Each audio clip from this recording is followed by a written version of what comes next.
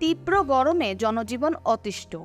দেশের সর্বোচ্চ তাপমাত্রা এখন পর্যন্ত 42.6 ডিগ্রি সেলসিয়াস যশোরে ছিল 20 এপ্রিল।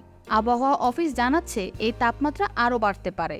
তাপমাত্রা 39 ডিগ্রি সেলসিয়াস হলেও অনুভূত হচ্ছে 40-এর উপরে।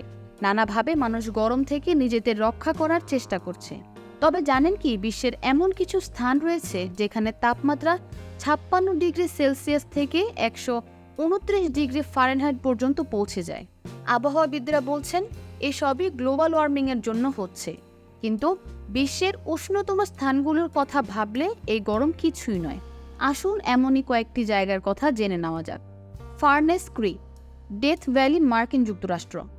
নামেই ফার্নেস, এখানে এলে যে ভাজা পোড়া হতে হবে বোঝাই যাচ্ছে।